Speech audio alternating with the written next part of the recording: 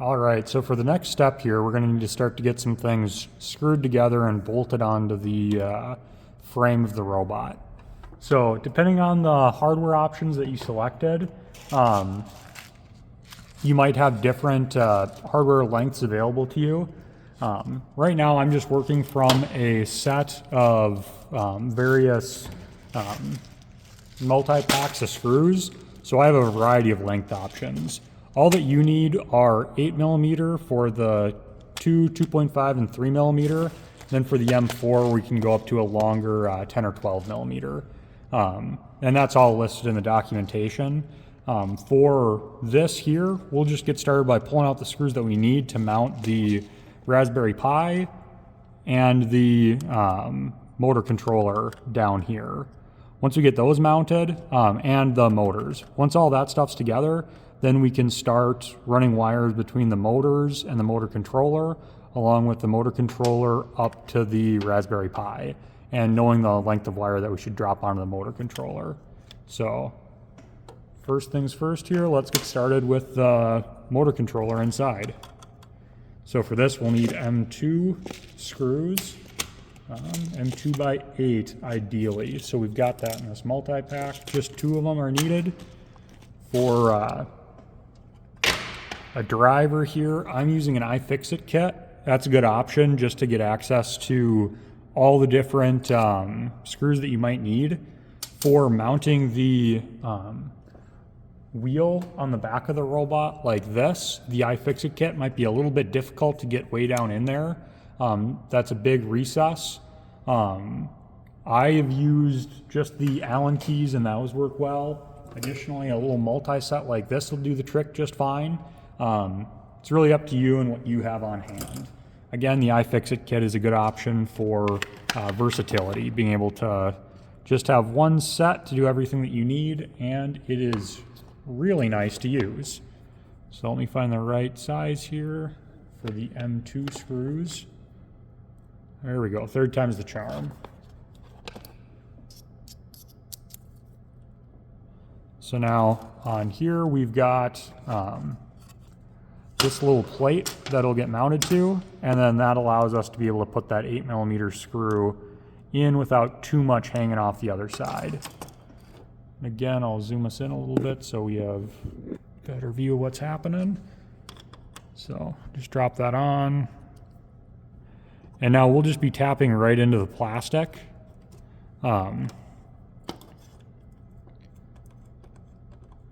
If you're going to be doing a lot of changing of components, you might want to toss in a heat set insert or something like that. But for us here, all that we're doing is just mounting it once, and these parts aren't experiencing a ton of vibration and other things like that. It'll hold up just fine for the robot, on the robot.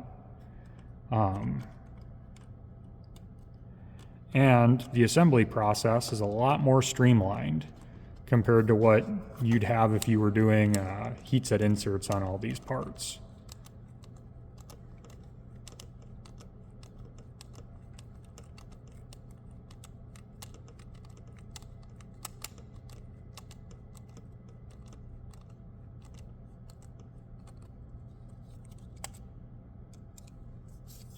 So the reason for selecting a longer 8mm screw on these parts, when we could just, why not just go to a 6mm or something, when the M2 is just holding on the motor controller and the Raspberry Pi, is for access to multi-packs.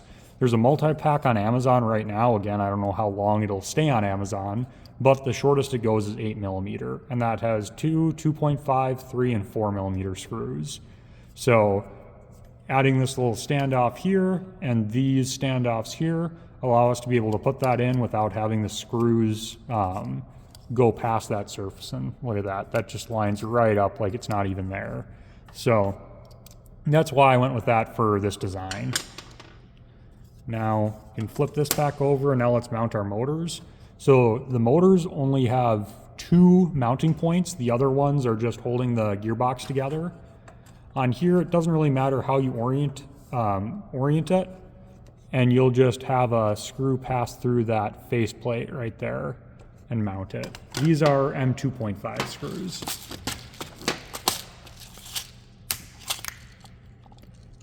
And again, although I have access to screws of other lengths, I'm just using 8mm screws here. So just to show the assembly process for if you bought the multi-pack on Amazon. If you work on other projects or have an interest in working on other projects in your own time, it's always nice to have these multi-packs on hand, because then you're able to just grab screws, not have to worry about, well, do I have that on hand? You don't need to even think about it. You can just grab the multi-pack and have something for doing the project. So now for this, just line it up. That's the right one. You can see that we have the hole there.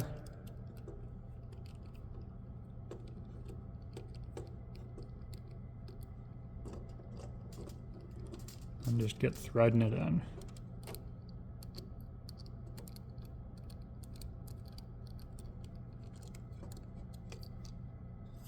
On this, I like to just get that kind of loose on that side, put the other one on, and now start to tighten that one. So now that we've got that mounted, we'll be able to just solder this in place rather than needing to start with adding the wires, not knowing how long we should make them. All right, so we'll keep moving here. With this one installed, we'll just want to run wire, 20 gauge wire now from here to this. So I just have some loose 20 gauge wire hanging around here. So we'll strip this, we'll get the soldering iron heating up, get this soldered onto here, and then we'll just have a short loop coming into there. So pick our 20, pull that off. Again, we'll black while the soldering iron's heating up.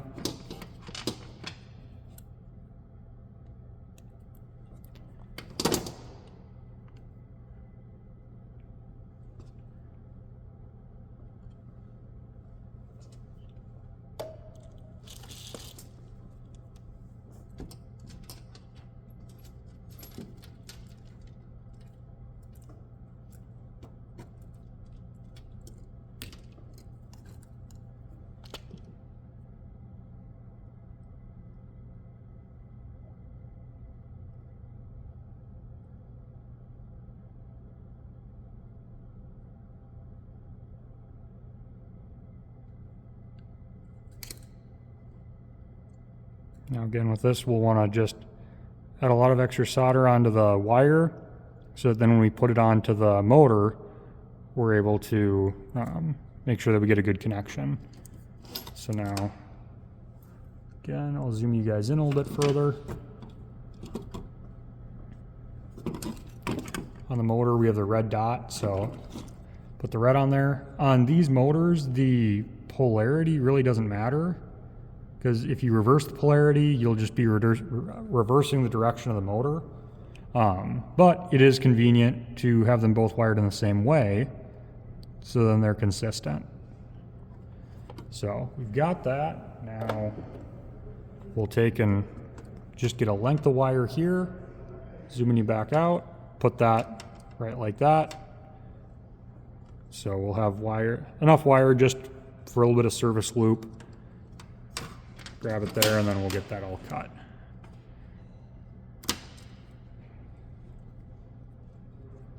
Now on this side, we'll also add solder onto the connector, or onto the wire, so we don't have to deal, to reduce the risk of having a loose piece of wire there bridging between two of these connectors.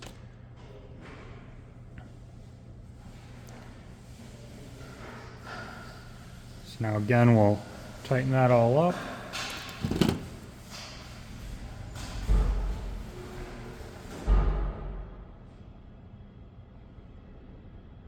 And just add solder right onto there. So now that that's been tinned, we are good to go. And now quick change out the connector and show you how we can add these wires into this port here. So on these screw terminals, we just unscrew this, and that loosens it, and screwing it this way tightens it up. You can see how that's getting smaller. So now we'll just quick shove this into here.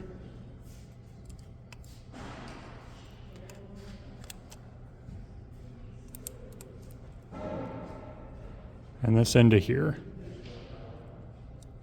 And with it, if you end up getting a big gob of solder, kind of like I've got here, sometimes you need to trim it with your flush cuts.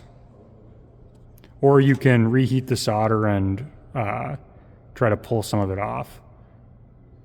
But I strongly recommend keeping the solder on here to make sure that you have a firm piece that you're putting into this screw terminal, just for better connection. Again, your mileage may vary and you might do it differently. If you have done it differently in the past, feel free to do it that way. But these are some good tricks to avoid potential issues.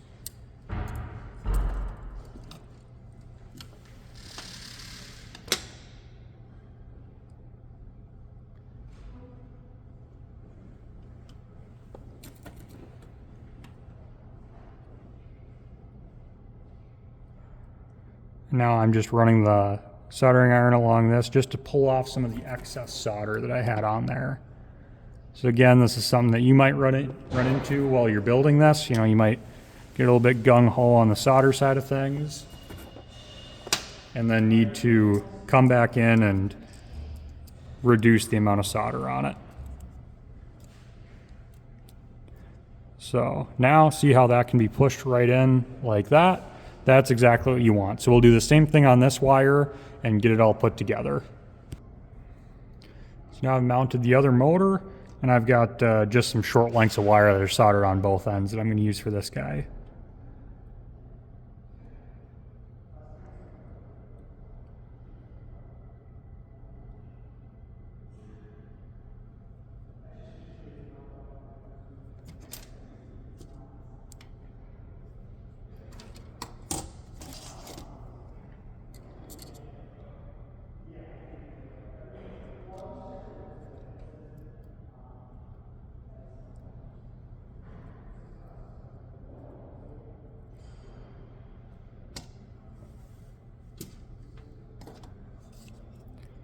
Now again, we'll put these, just push them right into there. Let me let you guys see this one. Just kind of push it in there as far back as you can go, with making sure that you're not scrunching down on top of the shielding for the wire, because in the case that you did that, you'd also have a bad connection. And we'll just tighten that right up. So now with that, we have got the motors all wired up.